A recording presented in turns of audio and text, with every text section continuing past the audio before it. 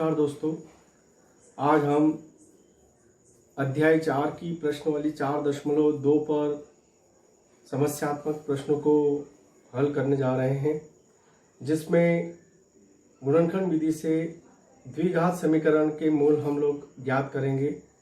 गुणनखंड विधि से आप लोग परिचित हैं, फिर भी हम लोग इसको समझकर समस्याओं का निराकरण करेंगे।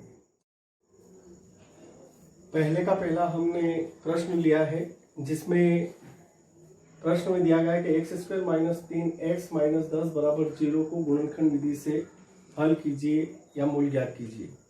गुणनखंड विधि पूर्व की भांति है, इसको थोड़ा सा अच्छे से समझ ले। इसमें करना ये होता है कि मध्य पद को हमको तोड़ना होता है और जो पद c है वो लेके आना होता है।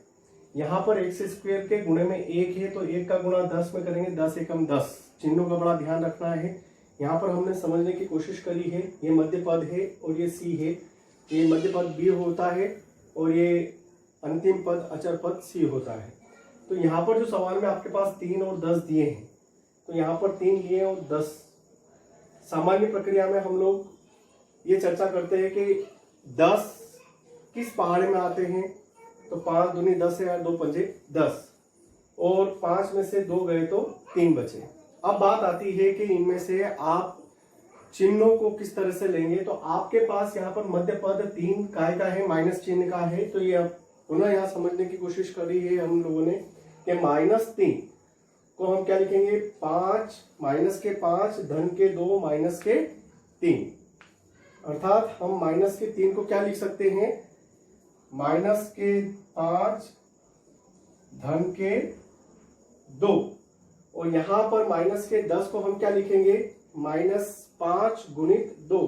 कितने हो जाएंगे ये आपके पास, माइनस के 10।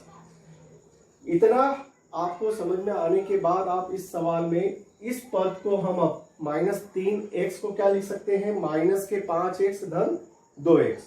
तो आइए हम इस जो आपने विघटन किया है, बीच के पद को तोड़ा है, उस पद को हम यहाँ पर लिखते हैं।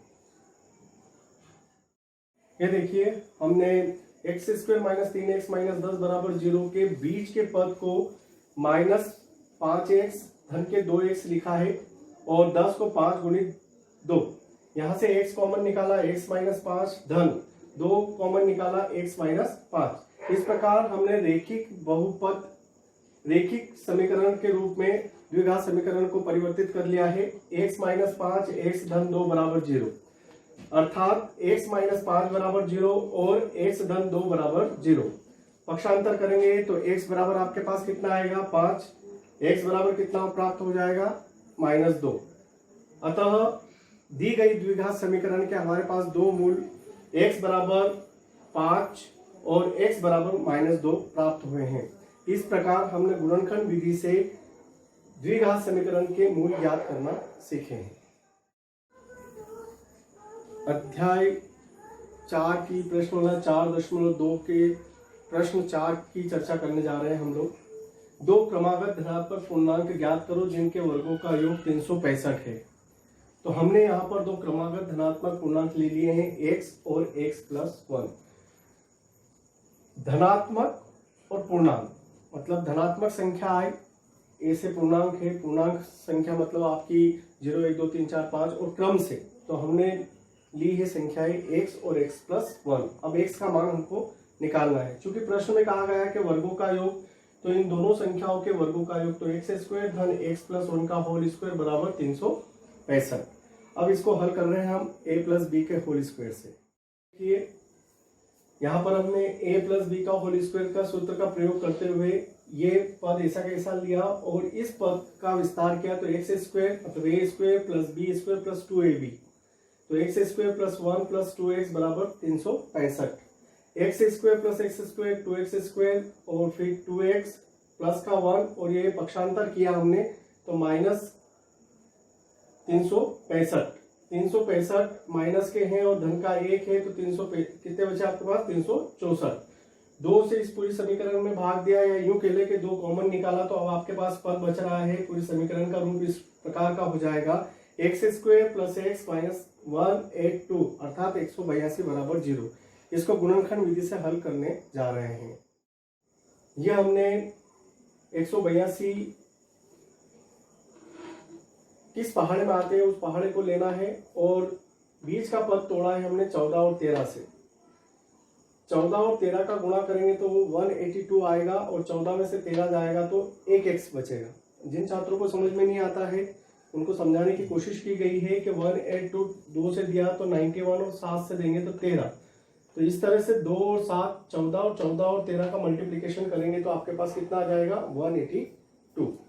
यहां से x कॉमन निकाले, x प्लस 14 माइनस यहां से कॉमन निकल रहे हैं आपके पास 13 x प्लस 14। ये ब्रैकेट आपका कॉमन है तो x प्लस 14 बराबर 0 और x माइनस 13 बराबर 0।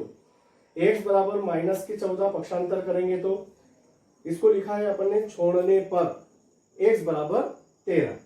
अब छोड़ने पर क्यों लिखा है, क्योंकि यहां पर आपने माना है कि संख्या कैसी होगी आपकी धनात्मक।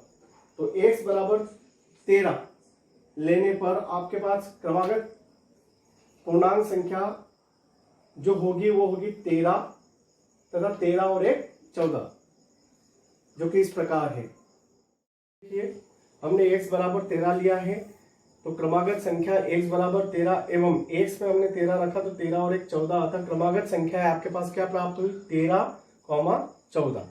इस प्रकार हमने 4.2 के गुणनखंड विधि से समस्यात्मक प्रश्नों को आज हल कर लिया है।